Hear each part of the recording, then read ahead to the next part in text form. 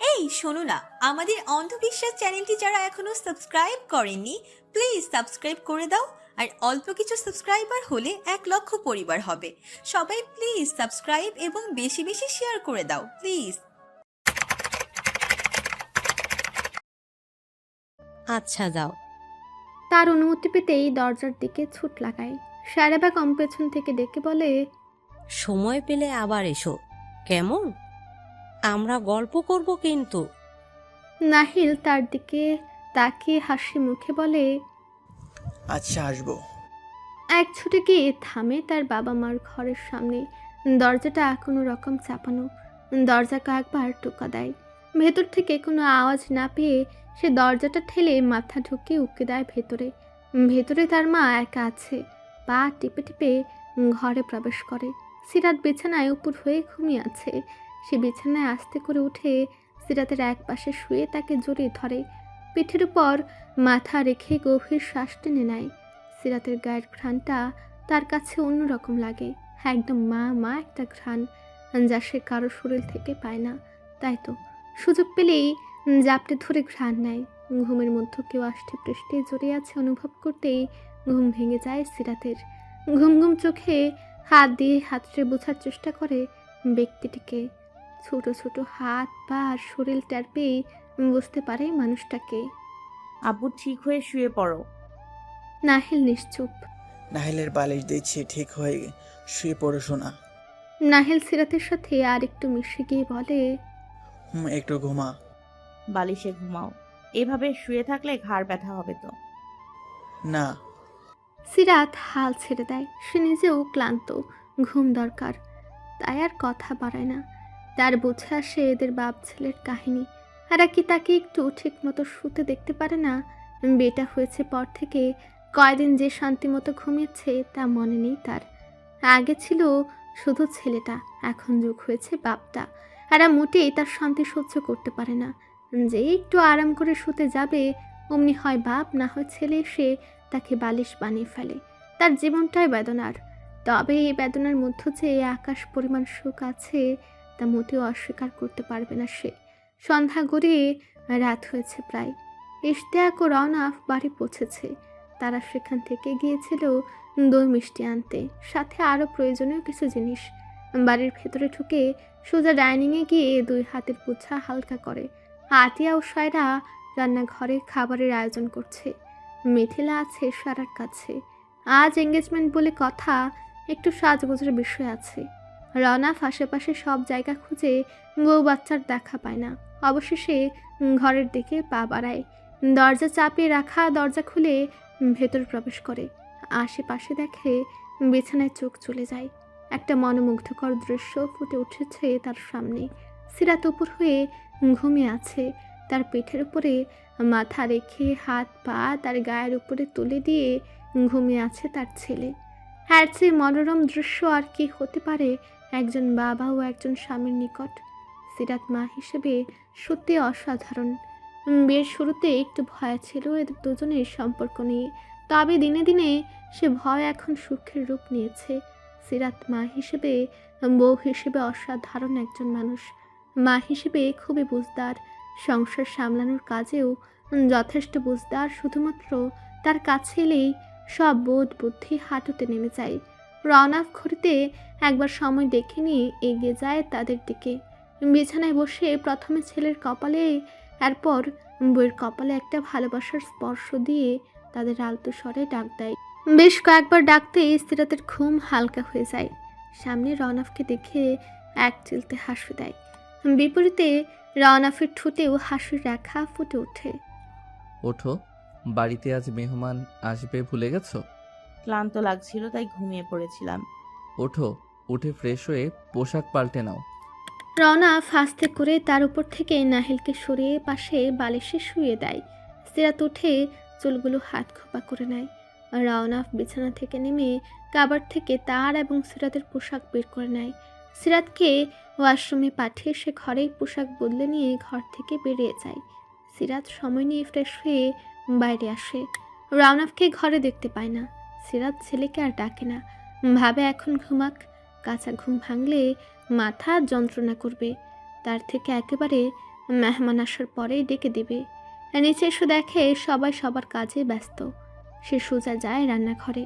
রান্নাঘরে সায়রা ও আতিয়া, একজন রোস্টের জন্য মুরগি ভাজছে, অন্যজন মশলা ব্লেন্ড করছে। ছোট মা কিছু বাকি আছে, আমাকে বলো, করে দিচ্ছি। না না, তোর হাত দেওয়ার দরকার নেই। কতদিন বাদে বাপের বাড়ি আসছিস, এখন ঘুরে ফিরে দেখ, কাজ করার জন্য আমরা আছি। তার কথায় সিরাত বিরক্ত হয়। আমি এখন শ্বশুর বাড়িতে আছি। ছোট শাশুড়ি মা, বলুন কি সাহায্য করতে পারি? আতিয়া ও সায়রা তার কথায় হেসে বলে, ফাজিল মেয়ে, মা দিয়ে সোজা শাশুড়ি বানিয়ে দিলি তো।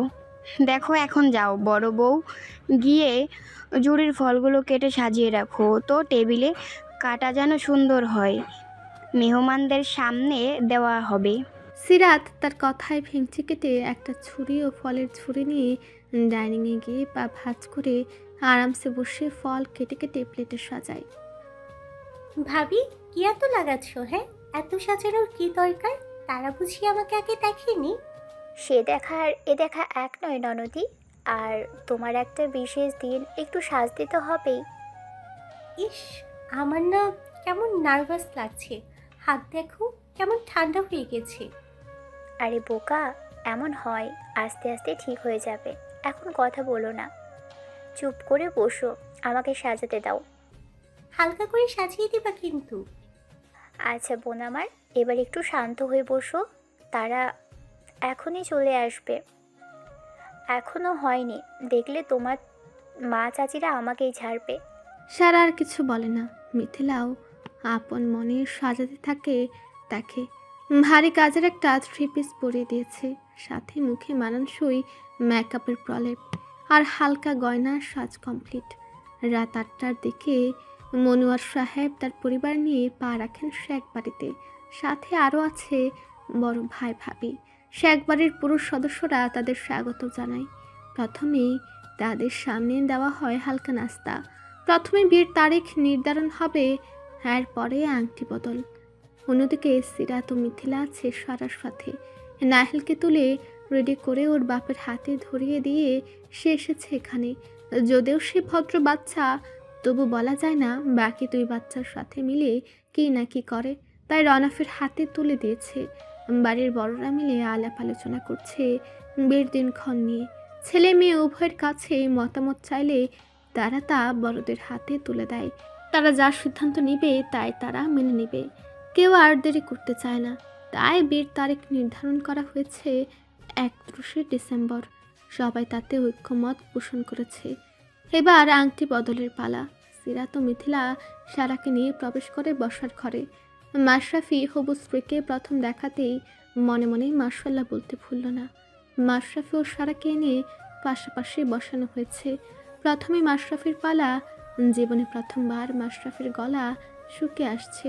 শীতের মাঝেও শরীর ঘেমে উঠেছে। কোনো মেয়ের হাত ধরতে গিয়ে এমন না এর আগে হাত ধরেনি। মাশরাফি বুঝে উঠতে পারে না এই মেয়েকে কোলে পর্যন্ত তুলেছে, আর এখন সামান্য হাত ধরতেই এতই এই অবস্থা। গুরুজনেরা তারা দিতে থাকে। এক পর্যায়ে মাশরাফি ডালার মধ্য থেকে একটা আংটি তুলে সারার দিকে হাত বাড়িয়ে দেয়। সারা তার কাঁপা কাঁপা হাতটা তুলে তার দিকে বাড়িয়ে দেয়। মাশরাফি দেখে সেই হাতের কাঁপন। চাপা একটা হাসি দিয়ে ধীরে সুস্থে আংটিটা পরিয়ে হাতটা ধরে একটু চাপ দেয়। হাতে সারা চোখ তুলে মাশরাফির দিকে তাকায়। মাশরাফি চোখ দ্বারা আশ্বস্ত করে। এবার সারার পালা। এলে পাশে থাকা সিরাত তার হাতে আংটি তুলে দেয়। এদিকে মাশরাফি আগে থেকেই হাত বাড়িয়ে বসে আছে। সারা কাঁপন ধরা হাতে তাড়াহুড়ো করে আংটিটা পরিয়ে দেয়। সকলের মুখে হাসি ফুটে। আরাফাত শিকদার আড়ালে চোখ মোছেন।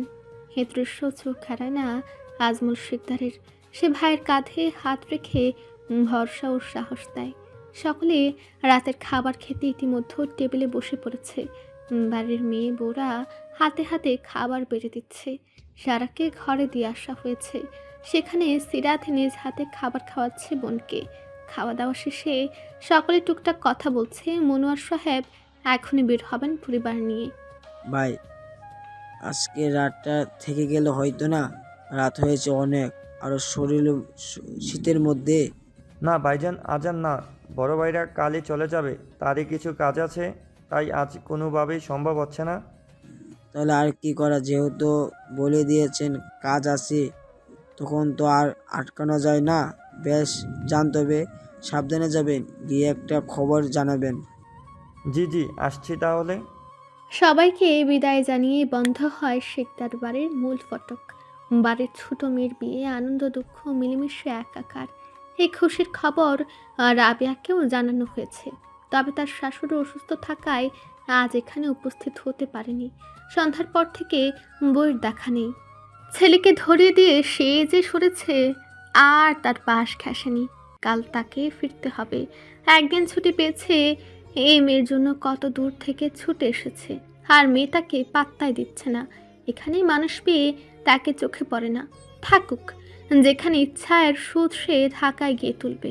তখন তার আগে পেছে ঘুরলেও সেও পাত্তা দিবে না। সেখানে গেলে তো তাকে ছাড়া কিচ্ছু চোখে দেখে না। নিজের ঘরে গিয়ে কোনো রকম হাত মুখ ধুয়ে বিছানায় গা এলিয়ে দেয়। এপাশ ওপাশ করেও চোখে ঘুম ধরা দেয় না। প্রায় আধ ঘন্টা পর দরজা বন্ধ করার শব্দে রওনাফ চোখের উপরে হাতটা একটু সরিয়ে ব্যক্তিকে দেখে নেয়। তার ছোটোখাটো বউ। এটা তাকে দেখে কাত হয়ে শুয়ে ঘুমের ভান ধরে পড়ে রয়। এদিকে সিরাত ঘরে ঢুকে রাতের পোশাক নিয়ে ওয়াশরুমে যায়। যাওয়ার পূর্বে বিছানার দিকে একবার দেখে নেয়। কিছু সময় পর পোশাক পাল্টে ফ্রেশ হয়ে চুল বেঁধে লাইট অফ করে বিছানায় এসে বসে নিজের সাইডে কিছু সময় পা দুলিয়ে কিছু একটা ভেবে সে বিছানায় বা ভাঁজ করে বসে। পাশের ব্যক্তিটির দিকে ঝুঁকে পরখ করে নেয় আদৌ ঘুম কিনা। ওপাশ ফিরে শোয়ার কারণে বুঝে উঠতে পারে না। সে এক হাতে তার বাহুতে রেখে আলতো ধাক্কা দিয়ে ডাকতে থাকে রওনাফকে। ডাকে বদল এসেছে। আগে শুধু আপনি আগে করে কথা বলতো, না হয় পুরো নাম ধরে। এখন সেখান থেকে পদবি বাদ পড়েছে, কেবলই রওনাফি ডাকে। ডাকটা তৈরি হয়েছে রওনাফেরই আবদারে। লোকটা বুদ্ধিমান বটে। যখন তারা স্বামী স্ত্রীর সুখকর মুহূর্তে থাকে, ঠিক সেই পরিস্থিতিতে এই লোক এক একটা আবদার জুড়ে বসে। জোড়াজুড়িতে তা পূরণ করতে সেও বাধ্য হয়। বেশ কয়েকবার ডাকার পরে যখন সাড়া না পায়, তখন বুঝে নেয় লোকটা ভং ধরে পড়ে আছে। কেননা এই লোকের ঘুম পাতলা। এক দুই ডাকে উঠে পড়ে। বর্তমানে জেগে জেগে ঘুমাচ্ছে। তাই সে দুই হাত তুলে তার বাহু ধরে ঝাঁকাতে ঝাঁকাতে বলে, এই রনফ, আপনি কি উঠবেন? আমি জানি আপনি জেগে আছেন। ওপাশ থেকে কোনো সাড়া আসে না। সে দ্বিগুণ হারে ঝাঁকিয়ে বলে, আরে আমার জরুরি কথা আছে, ওঠেন। মেজাজ গরম হলে ঠান্ডা পানি এনে গায়ে ঢেলে দিব। রওনাফ না পেরে তার দিকে ঘুরে রুক্ষ স্বরে বলে, সমস্যা কি? এত বিরক্ত কেন করছো? শুনতে পাননি কি বলছি? বললাম তো কথা আছে জরুরি। রওনাফ ওপাশ ঘুরতে ঘুরতে বলে, যা বলার কাল সকালে বলো, এখন ঘুমাতে দাও, কাল ঢাকায় ফিরতে হবে। সিরাত টান মেরে নিজের দিকে ঘুরে বলে, কাল যাবেন মানে? একদিনের জন্য আসছেন? অবাক হয়ে জানতে চাই। হুম। চোখ বন্ধ রেখে উত্তর দেয়, তা একদিনের জন্য শুধু শুধু কষ্ট করে কেন আসতে গেলেন? সেটা ভোরেও বলেছি, এখন কি বলার দ্রুত বলো। সিরাত ঝুঁকে রওনাফের উপর আতশোয়া হয়ে গলার দুপাশে হাত দিয়ে জোরে ধরে বলে, আমি আবার বিয়ে করব। রওনাফ তার কথায় ধপ করে চোখ খুলে নেয়। পরক্ষণেই স্বাভাবিক হয়ে বলে, ছেলে পছন্দ করেছো? ফেল করার পর কি সে বিয়ে করবে? কারণ ফেল হলে আমি আর আমার ঘরে রাখবো না। দরকার নেই রাখার, আমি নাহিলের ঘরে গিয়ে থাকবো, না হলে ড্রয়িং রুমের সোফায় থাকবো। বিয়ে করতে ছেলে পছন্দ করতে যাব কেন? তো কি মেয়ে বিয়ে করবে? ছি, কে জঘন্য আপনি! আমি বলছি আবার বিয়ে করব, তাও আপনাকে। আমাদের বিয়ের সময় তো কেউ মন থেকে ভালোবেসে বিয়ে করিনি। এবার ভালোভাবে করব। ওদের বিয়ের কথা শুনে আমারও বিয়ে করতে ইচ্ছে করছে। বিয়ে তো একবার হয়ে গেছে, আবার কেন? বললাম না, আমাদের বিয়ের সময় তো দুজন দুদিকে তাকিয়ে বিয়ে করছি, তাই এবার চোখে চোখ রেখে বিয়ে করব। কে বলছে দুজন দুদিক তাকিয়ে বিয়ে করছি? আমি তো তোমার দিকে তাকিয়েই বিয়ে করছি। ইভেন বিয়েতে আসা সব সুন্দরী মেয়েদের দিকেই আমি তাকিয়েছি, কেননা সুন্দরী দেখলে আমার সেদিকেই নজর চলে যায়। লুচ্চা কোথাকার, সর সামনে দিয়ে। বিয়ে, আগে জানলে বিয়েই করতাম না। তুই তুকারি করছে মনে হলো? সিরাত তার উপর থেকে সরে গিয়ে বলে, মনে হলো না তুই তুকারি করছি? বুড়ো বয়সে লুচ্চামি গেল না। এতে লুচ্চামির কি আছে? চোখ দিয়েছেই তো সুন্দর জিনিস দেখার জন্য, তা দেখবো না? সিরাত ক্ষেপে গিয়ে ধরম করে এক কিল বসে দেয় তার বাহুতে। ব্যথায় কুকি ওঠে সে। আল্লাহর গজব পড়বে আপনি যা শুরু করছেন। আমি যাচ্ছি, থাকবো না আপনার সাথে আর এক ঘরে। এখন আরামসে ফোন বের করে সুন্দরী দেখেন। আরে খেপছো কেন? আমি তো তোমাকেও সুন্দর বলেছি। তোর সুন্দর তুই ভাতে দিয়ে খা, সকালটা শুধু হোক। আমি সবাইকে বলে দিব আপনার কুকীর্তি। সিরাত বিছানা থেকে নামতে যাবে এমন সময় রনফ তাকে পেছন থেকে জোরে ধরে টেনে বিছানায় ফেলে। তার উপরে উঠে মুখটা তার দিকে ঘুরিয়ে বলে, কলিজা রাগ করে না, মজা করেছি। নামুন আমার উপর থেকে, আমি বাইরে যাব। সিরাত দুহাতে ধাক্কাতে থাকে তাকে, কিন্তু তার দ্বিগুণ ওজনের এই প্রাণীটিকে কি তার মতো চুনোপুটির দ্বারা সরানো সম্ভব? মুখের দুপাশে হাতের চাপ বাড়িয়ে বারবার ফেরতে চায় তার দিকে, কিন্তু ঘাড় তারা মহিলা শুনলে তো। ছাড়ুন আমাকে, আমি থাকবো না এখানে। কই যাবে? জাহান্নামে। যে বেয়াদবি শুরু করছিস তাতে জাহান্নাম ছাড়া কোথাও ঠাঁই পাবি না। বলছি তো মজা করেছি, শান্তি হ। আর বলবো না কখনো। ছাড়তে বলছেন আমাকে, একদম কাছ থেকে আসবেন না। থাকুন ওই সব নিয়ে, আমি থাকবো না আপনার সাথে। মুচড়াতে মুচড়াতে চিৎকার করে বলে। এদিকে রওনাক ধৈর্যহারা হয়ে নিজের ঠোঁট দ্বারা চেপে ধরে তার ঠোঁট জোড়া। এতে ছটফট করতে থাকা সিরাত একটা কাঁপুনি দিয়ে স্থির হয়ে যায়। অন্যদিকে রওনাফ আসলে সে টেনে নিতে থাকে বউয়ের রাগ অভিমান। এক পর্যায়ে সে সেভাবে স্থির থেকে বলে, সবই বুঝো, তাও এমন অবুঝের মতো বিহেভ কেন করো? সিরাত কোনো উত্তর দেয় না, দু চোখ পেয়ে জলধারা নামছে। এই সামান্য কথায় এভাবে রিয়্যাক্ট করছো, তাহলে ভাবো তোমার মুখে যখন শুনেছি অন্য এক মহিলা তার ছেলের জন্য তোমাকে পছন্দ করেছে, আবার তুমি তাকে নাম্বারও দিয়ে এসেছো, তখন আমার কেমন লেগেছে? ওটা তো ফাইজলামো করেছি, সেটা তো আপনাকে তখনই বলেছি। ফাইজলামি? নিশ্চয়ই ওই ছেলের মা তার ছেলেকে তোমার কথা বলেছে, তোমার বর্ণনা দিয়েছে, আর সেই ছেলেও তোমাকে কল্পনা করেছে। এটা কেমন মজা? আমি শুধু বলেছি তাতেই তুমি তুই তুকারি পর্যন্ত চলে গেছো, আর ওই ছেলে আমার স্ত্রীকে নিয়ে কল্পনা করবে বা করছে, এটা ভেবে আমার কেমন লাগছে? সিরাত বুঝে তার বোকামি ঠিক কোন লেভেলে চলে গেছে।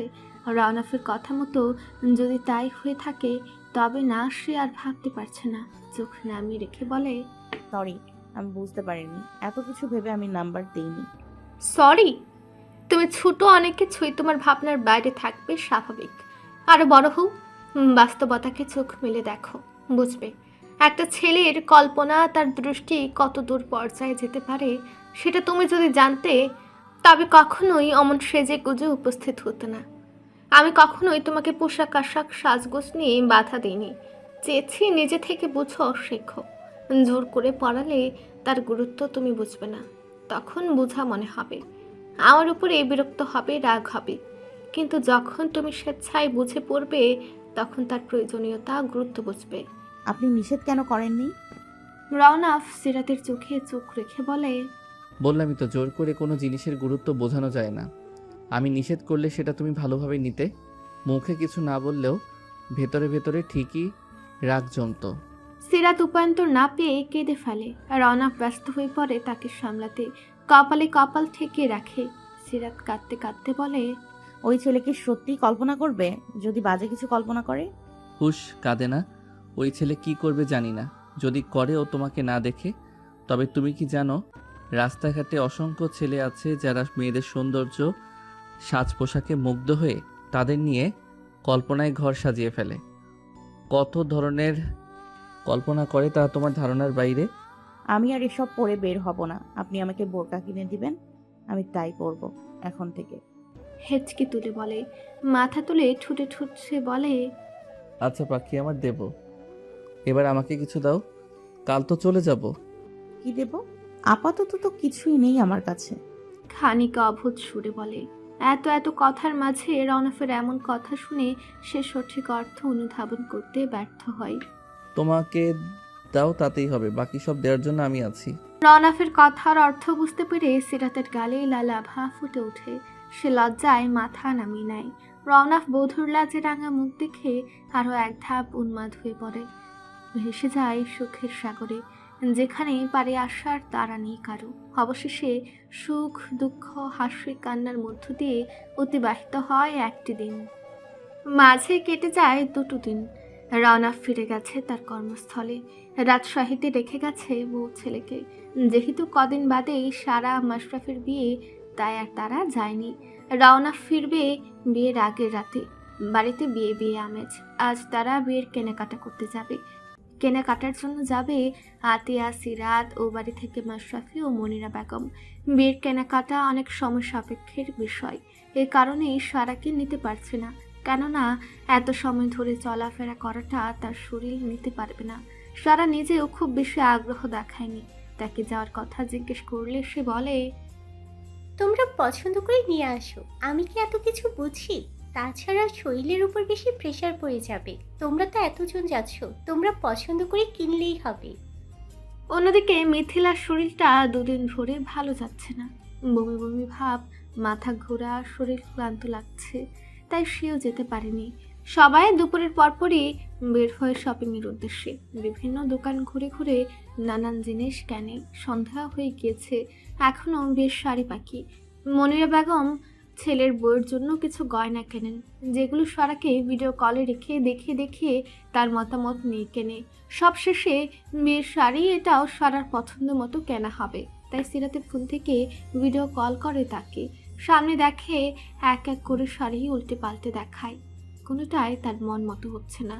সবাই বলছে লাল খয়েরি এসব রং নিতে, কিন্তু তার পছন্দ হালকা রঙের মধ্যে। বর্তমানে অনেক সেলিব্রিটিরা হালকা কালারের শাড়ি লেহেঙ্গা পরে বিয়ে করছে, কিন্তু সে সাহস করে বলতেও পারছে না, কেননা বাড়ির যতগুলো বিয়ে হয়েছে সব বিয়েতে সেই লাল খয়েরি শাড়ি পরানো হয়েছে। সিরাত হয়তো তার মনোভাব বুঝতে পারে, তাই তাকে জিজ্ঞেস করে, তোর যদি কোনো আলাদা পছন্দ থাকে বল, আমরা সেভাবে দেখি। আসলে আপু, আরে মা তুই বল, তোর জন্যই তো নিব, তুই যা পছন্দ করবি তাই নিব। আমার না হালকা রং পছন্দ, এই লাল খয়েরি ভালো লাগে না। যদি হালকা রঙের মধ্যে লেহেঙ্গা নিতে পড়তেও সুবিধা হতো। মাথা নিচু করে ভেঙে ভেঙে বলে। তার কথা শুনে আতিয়া বলে, শোনো তো মেয়ের কথা, বিয়েতে তো মানুষ লাল খয়েরি পরে, আর শাড়ি পরতে সমস্যা হলে খয়েরি লাল লেহেঙ্গা নিয়ে বিয়েতে হালকা রং পরলে কি বউ বউ লাগে? ওসব বাদ দে, এখান থেকে একটা পছন্দ কর। হ্যাঁ, লাল না পরলে কি বউ বউ লাগে? ডিজাইন যা খুশি নেই, রং লালের মধ্যে থাকবে। আমার ওই রংটাই পছন্দ না, এখন তোমাদের যা মন চাই নাও। সে কল কেটে দেয়। মনে মনে রাগ অভিমান দুইটাই হয়। যদি নিজেদের মন মতোই নিবে, তাহলে তাকে কল দিয়ে ঢং করার মানে কি? যা ইচ্ছে কিনুক, সে ওইসব পরবে না। দরকার পড়লে বাসায় পরার 5 বছরের পুরনো 3 পিস পরে বিয়ে করবে। সিরাত একের পর এক কল দিচ্ছে, সারার ধরার নাম নেই। এইভাবে মুখের উপর কল কেটে দেওয়ায় বোনের উপর বেজায় চটেছে সে। এখানে ওর শাশুড়ি, হবু বর উপস্থিত, তাদের সামনে এই ধরনের আচরণ। আগে ফুপে ছিল তখন বিষয়টা ভিন্ন ছিল, এখন সম্পর্ক বদলেছে, সাথে আচার ব্যবহারও বদলাতে হবে। এদিকে মাশরাফি এত সময় সব কিছু চুপচাপ দেখছিল। বিরক্ত হয়ে সে সারাকে কল দেয়। প্রথমবার রিসিভ হয় না, তাই একটা মেসেজ করে মিনিটখানেক অপেক্ষা করে মেসেজটা সিন হলে সে সাথে সাথে কল দেয় এবং রিসিভও হয়।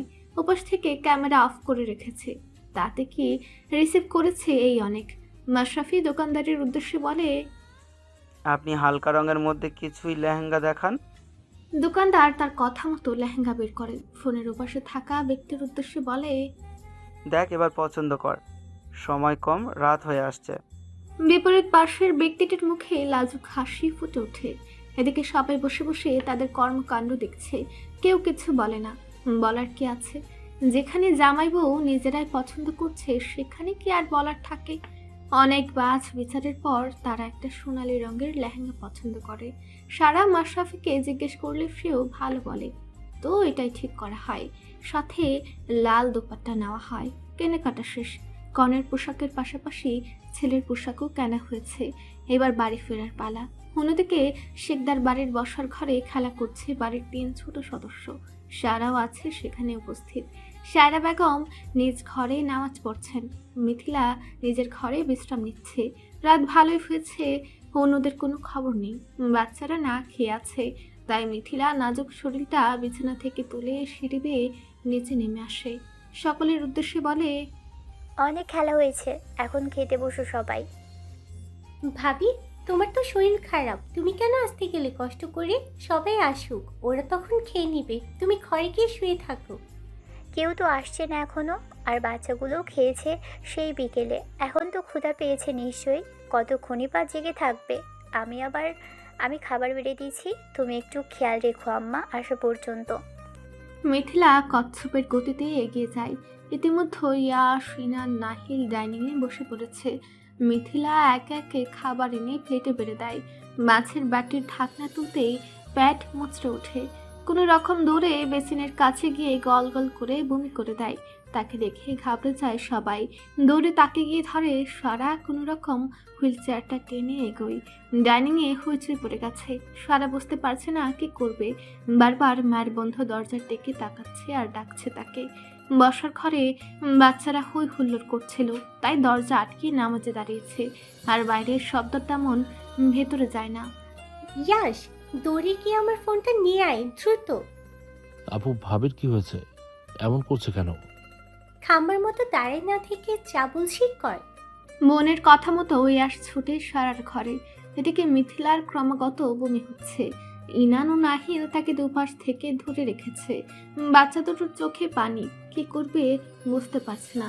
সারা প্রাণপণ চেষ্টা চালাচ্ছে হুইল চেয়ার থেকে দাঁড়ানোর, কিন্তু ভাগ্য তার সহায় হচ্ছে না।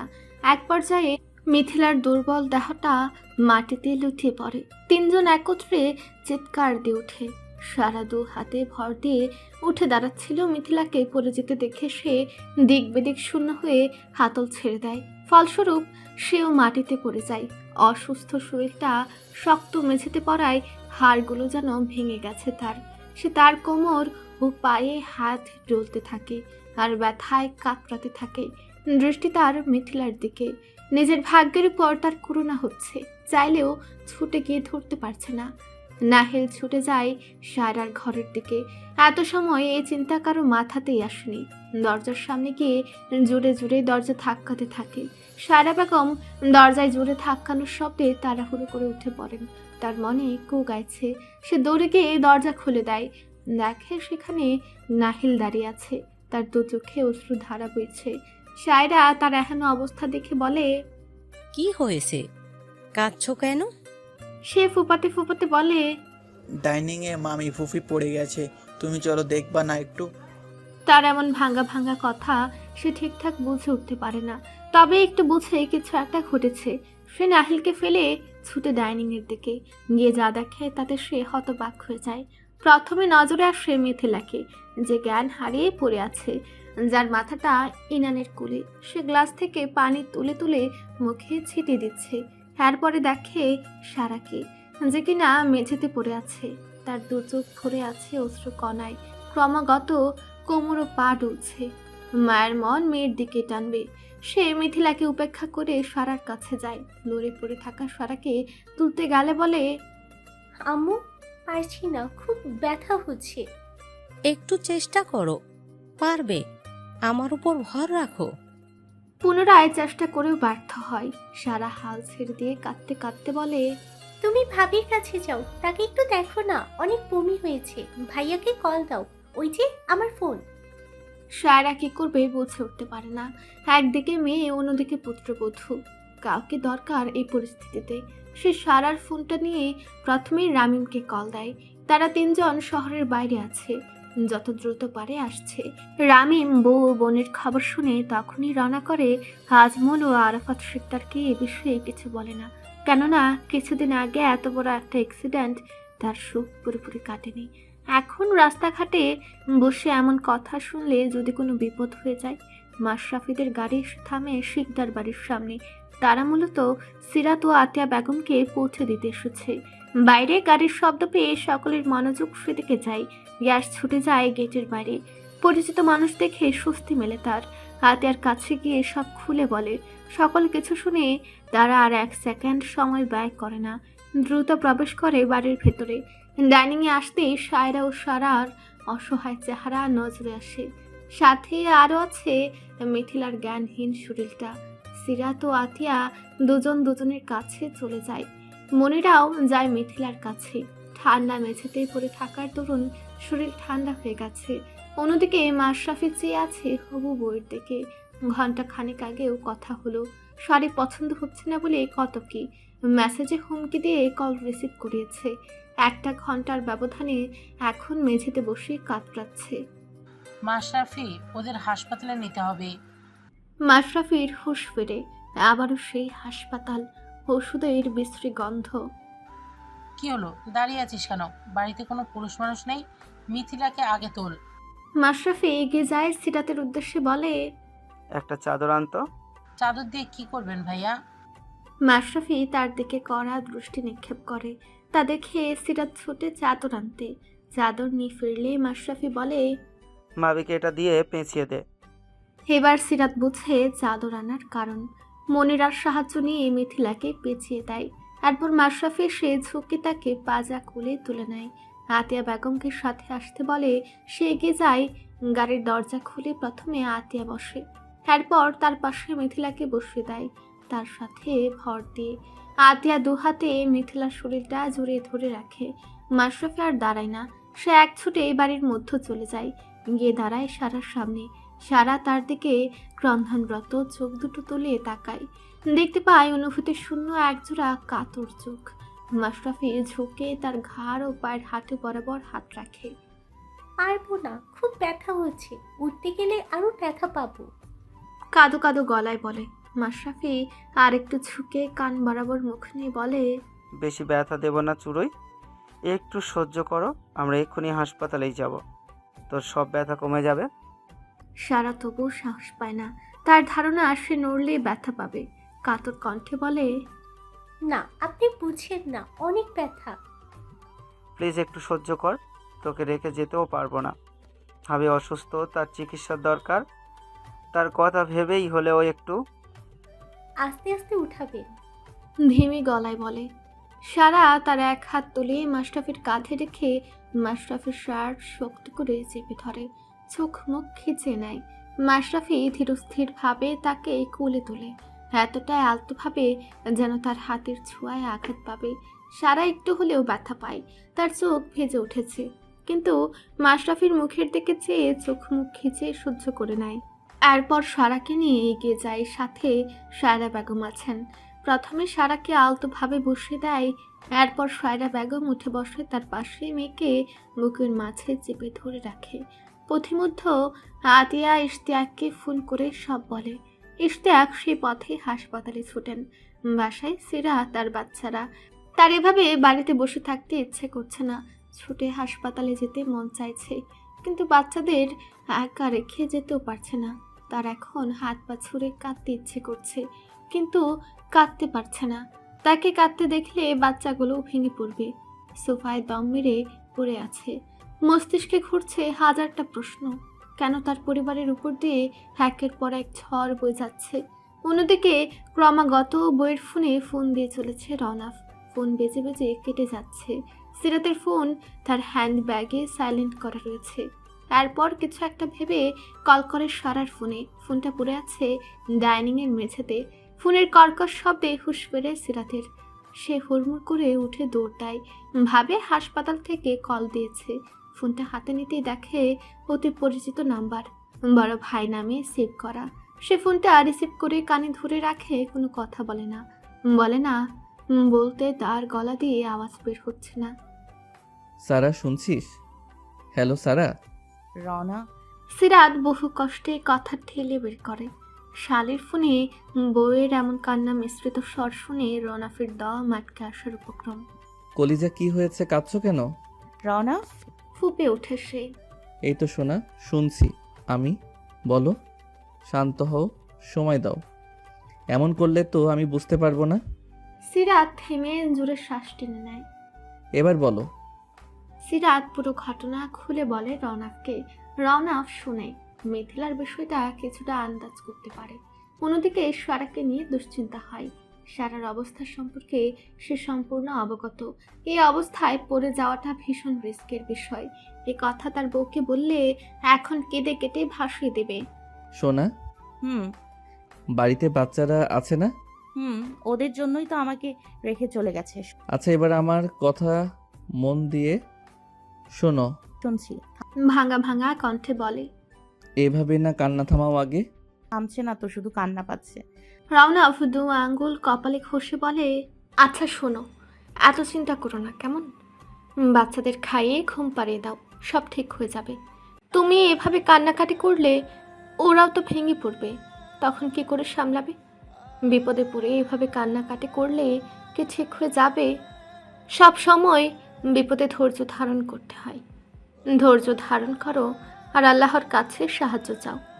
যে বিপদ দিয়েছেন সে রক্ষা করবেন, বুঝেছো? আমি ওদের সামনে কাঁদিনি তো, আপনার সাথে কথা বলতে এসেই শুধু কান্না পাচ্ছে। বুঝলাম, এখন যাও, ওদের খাওয়াও, নিজেও একটু কিছু খাও। আমি হাসপাতালে একটু কল দিয়ে শুনি।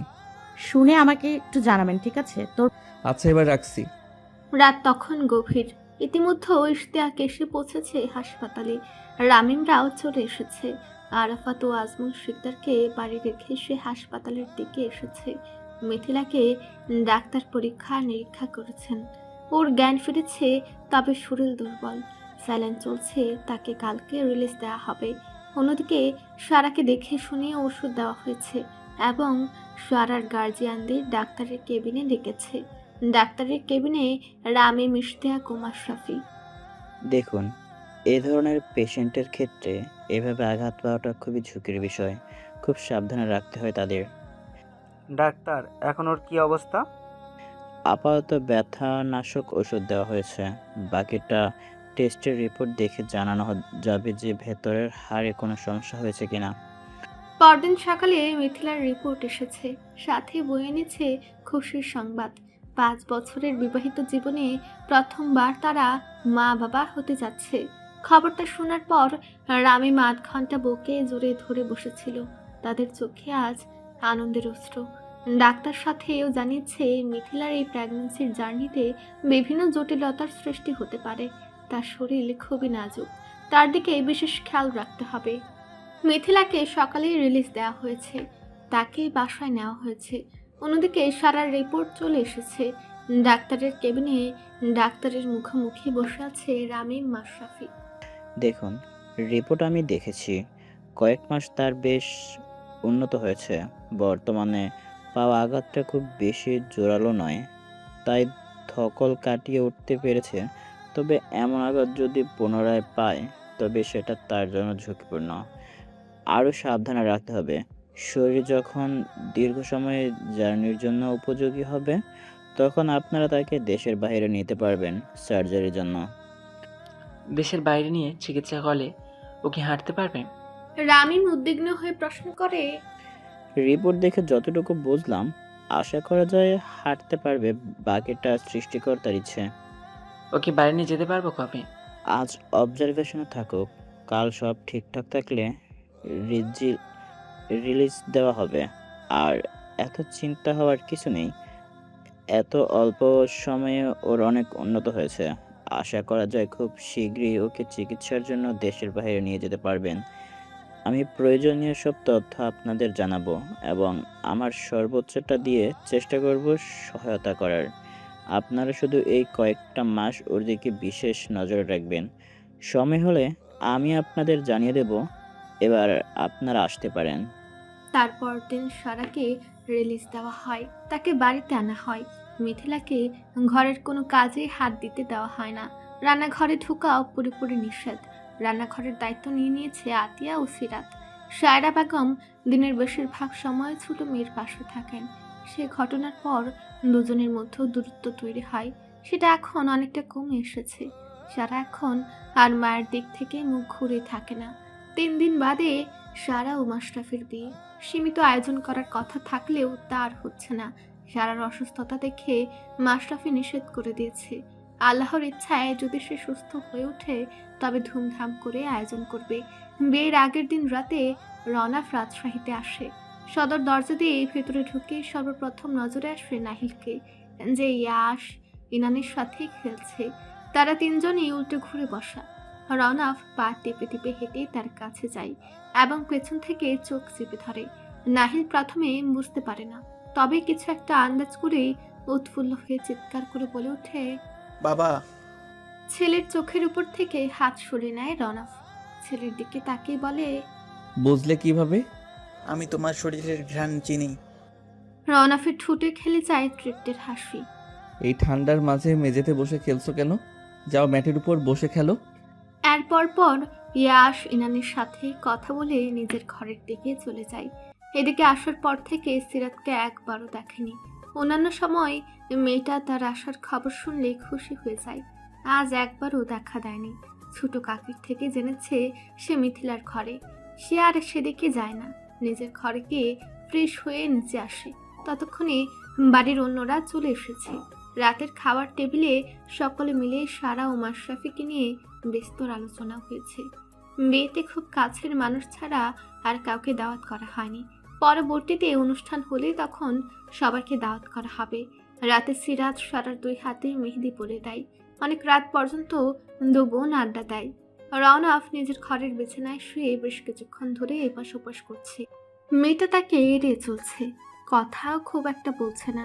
সে চোখ বন্ধ করে তার বিগত কয়েকদিনের আমল নামা ঘেঁটে দেখে কোনো কাজে বা কোনো কথায় তার বউ তার উপর নারাজ হয়ে আছে, কিন্তু বারবার খুঁজেও কোনো ভুল খুঁজে পাচ্ছে না। এক পর্যায়ে না পেরে বিছানা ছেড়ে উঠে পড়ে। ফোনটাও ঘরে রেখে চলে গেছে, যে কল দিয়ে ডাকবে তারও উপায় নেই। সমস্ত রাস্তা যখন বন্ধ তখন একটা রাস্তা খোলা, সেটা হলো ঘরের দরজা। ঘর ছেড়ে বেরিয়ে করিডোরে আসে। 2টা রুম পরের রুমটার দরজার ফাঁক গলে আলো আসছে। আলো অনুসরণ করে এগিয়ে যায় সেদিকে। দরজার সামনে দাঁড়াতেই পরিচিত কণ্ঠস্বর পায়। মনে মনে তার কাজে বেশ বিরক্ত হয়। 2 বোনের গল্পের মাঝেই দরজায় টোকা দেওয়ার শব্দ ভেসে আসে। একবার না, 2বার না, বেশ কয়েকবার। সিরাত বিছানা থেকে নেমে দরজার কাছে যায়। দরজা খুলে দরজার উপরের ব্যক্তিকে দেখে প্রথমে ঘাবড়ে গেলেও সামনে নেয়।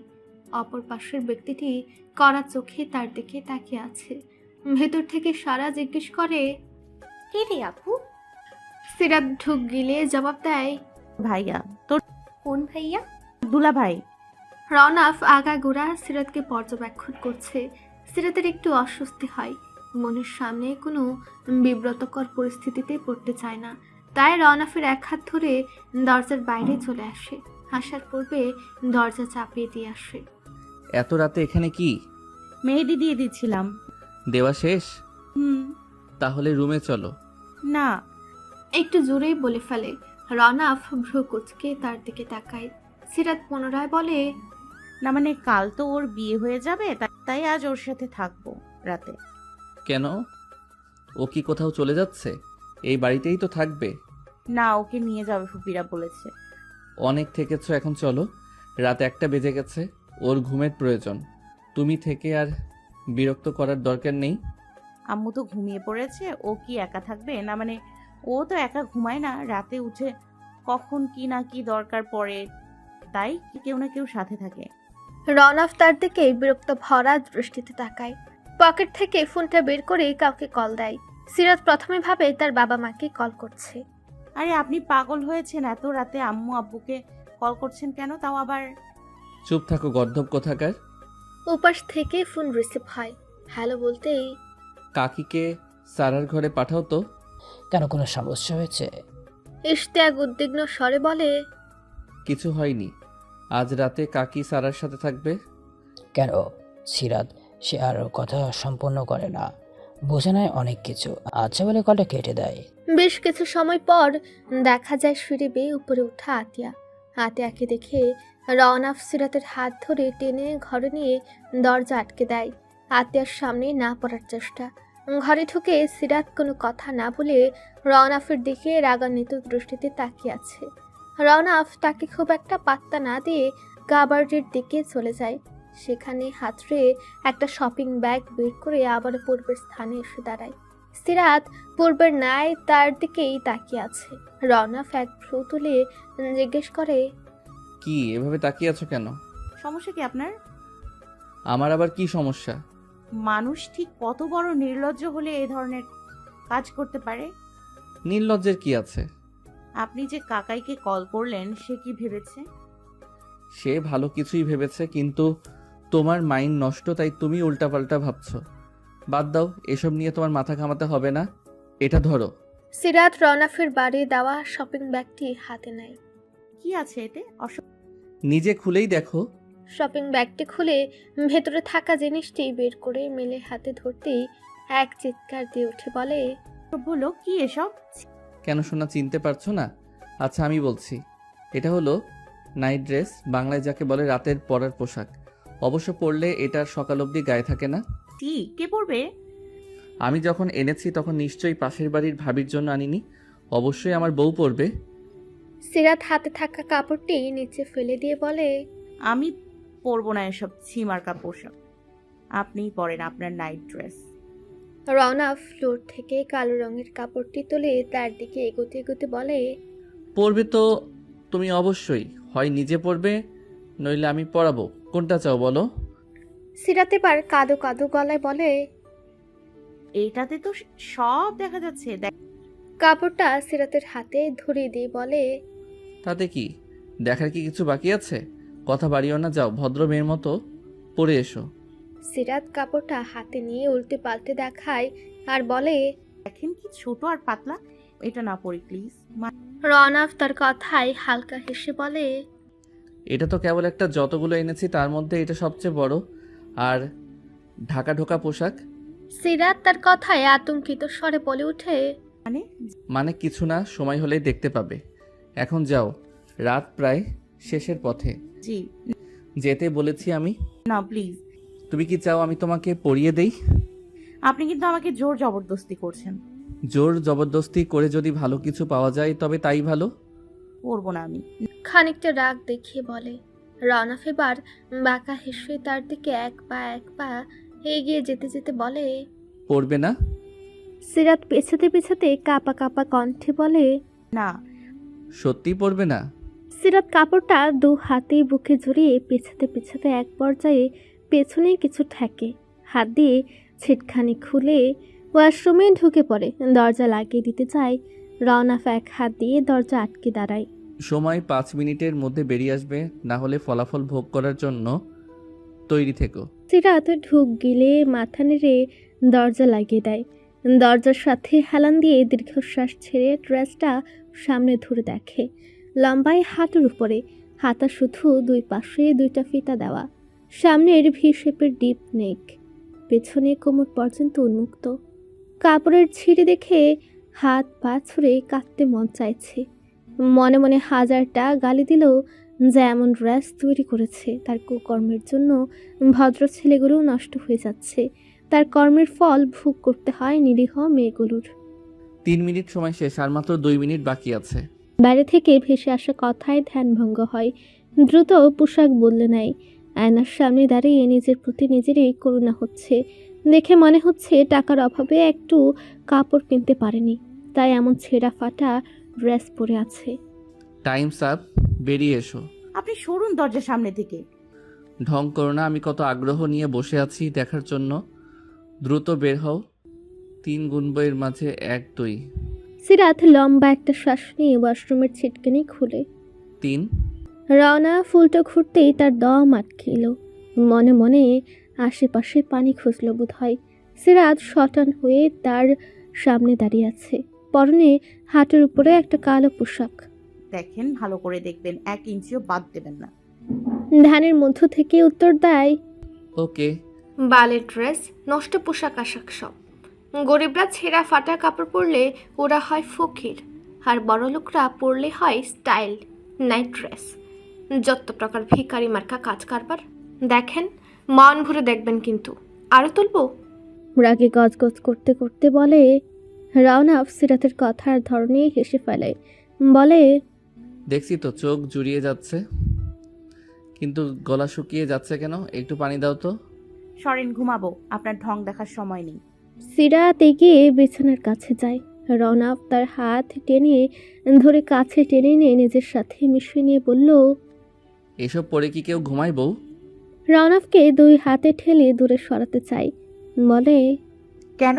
আপনি তো বললেন নাইট ড্রেস, বাংলায় রাতের পোশাক বা ঘুমানোর পোশাক, তো এগুলো তো পরে ঘুমানোর জন্যই। কি রনক এক হাতে তার কোমর চেপে ধরে বলে, বুঝেও অবুঝ সাজো কেন? এখন কি আর অবুঝ সাজার বয়স আছে? বিয়ের শুরুতে হলে মেনে নিতাম, কিন্তু আমি তো তোমাকে এখন হাড়ে হাড়ে চিনি। তোমার যে শিরায় শিরায় শয়তানি ঘরে তা তো জানি। সব বলছেন?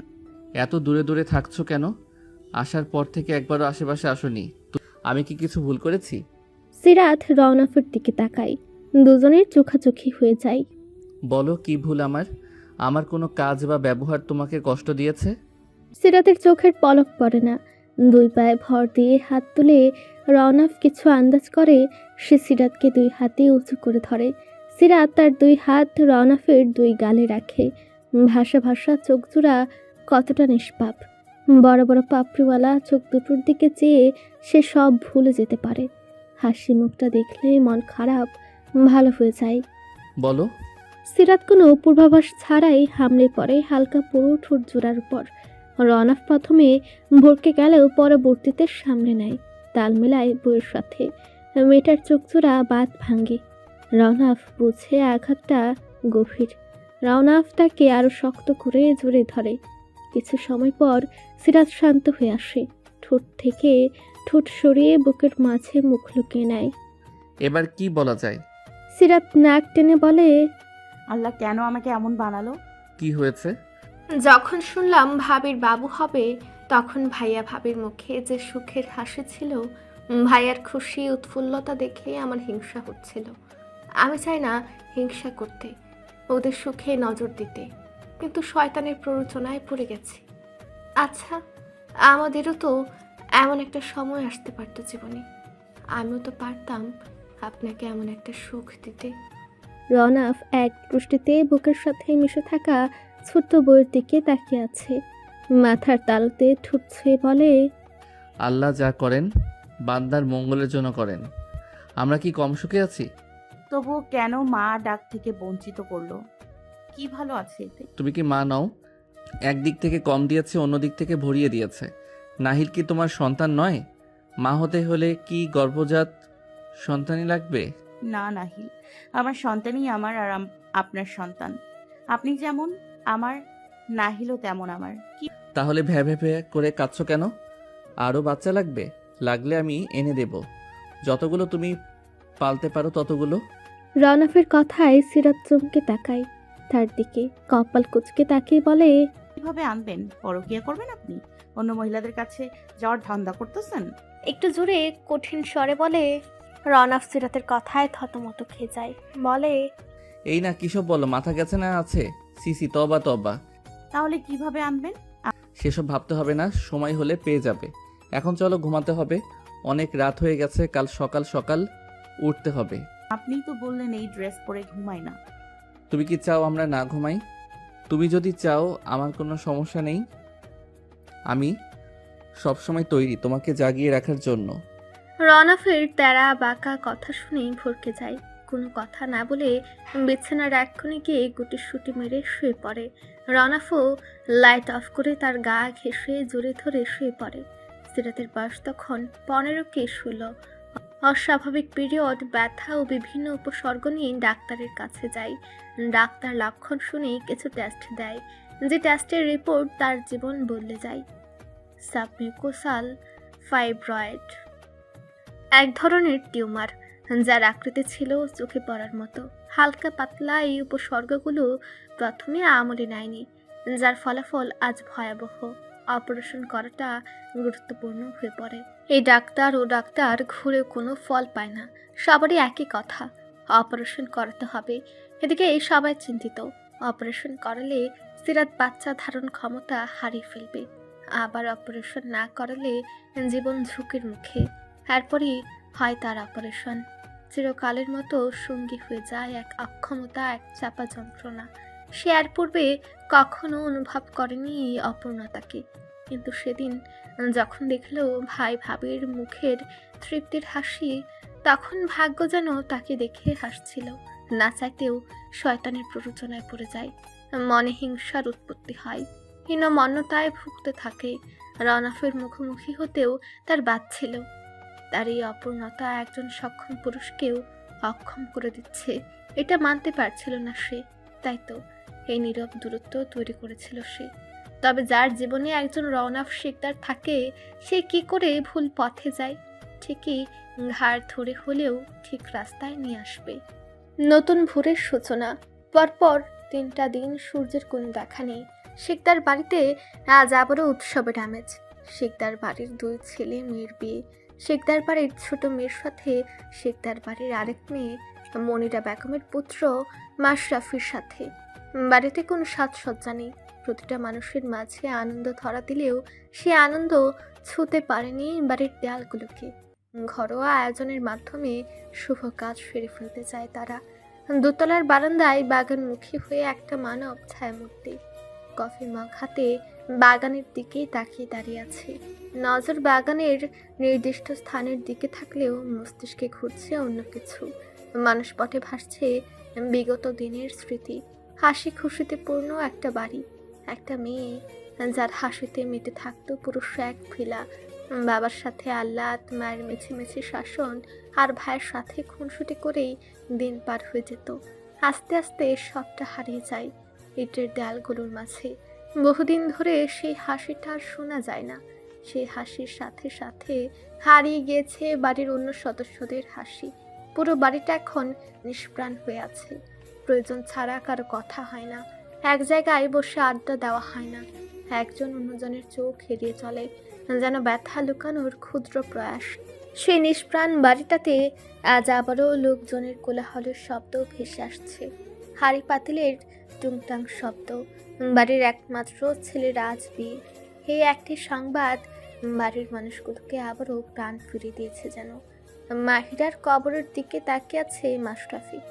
হয়তো নীরবে 2 ভাই বোনের মাঝে চলছে নীরব আলাপ। মাশরাফির চোখ দুটো ভিজে উঠেছে। বেশ অনেকক্ষণ আগেই বাঁধ ভেঙেছে, তবে সেদিকে তার খেয়াল নেই। সারা আজ ভীষণ নার্ভাস। বিয়ের কথা মনে পড়লেই তার হাত পা ঠান্ডা হয়ে আসছে। তার উপর তো ভাবি বোনদের দুষ্ট মুখের ভাব আর চোখে মারা খোঁচাগুলো সে বেশ ভালোই বুঝতে পারছে। সকাল থেকে ঘরের মধ্যে বসে আছে। ওই বদমাশগুলোর সামনে সে যাবে না, কথাবার্তার কোনো লাগাম নেই। কখন কার সামনে বেফাস কিছু বলে তার ইজ্জতের দফা রফা করে দিবে ঠিক নেই। সে যে ছোট বোন, তাদের এই খেয়ালটুকু নেই তাদের। 11টার দিকে মেকআপ আর্টিস্ট চলে আসে সারাকে সাজাতে। দরজায় কড়া নাড়া শব্দে ধ্যান ভঙ্গ হয়। দরজায় তাকিয়ে কপাল কুঁচকে আসে।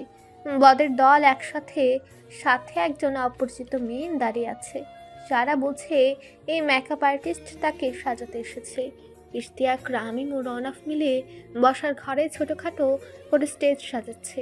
যতই ওরা বলুক এখন কিছু করবে না, পরে করবে, তা বললে কি হয়? বিয়ে 10 বার করলেও প্রথমবারের অনুভূতি থাকে ভিন্ন। তাই তারা মিলে বাড়ির বসার ঘরে ছোট একটা আয়োজন করছে। দুপুরের পরপরই শেখ বাড়ির লোকজনের আগমন ঘটে। তারা হাতে গোনা 12 জন এসেছে। মাশরাফির মা, বাবা, চাচা, চাচি, 2 ফুপি, ফুপাতো ভাই, বোন আর 2 জন বন্ধু।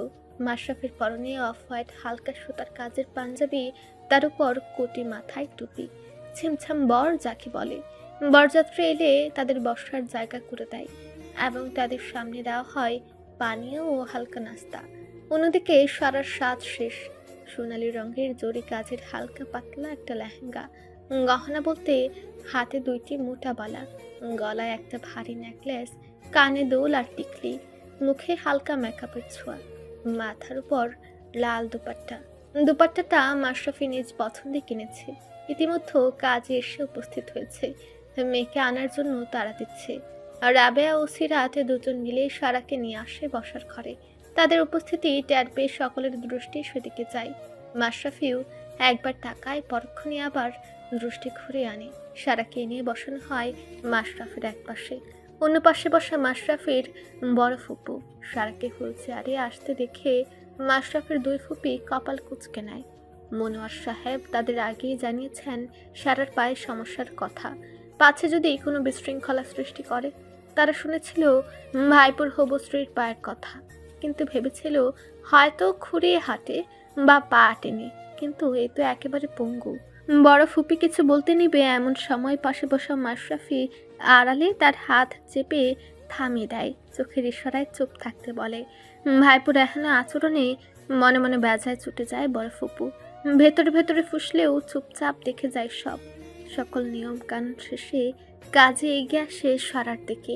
কোনের উদ্দেশ্যে বলে, আপনি কি মোনাওয়ারা শেখের পুত্র শেখ মাশরাফি সাহেবকে নগদ 5,50,000 টাকা দেনমোহরে বিবাহ করিতে রাজি আছেন?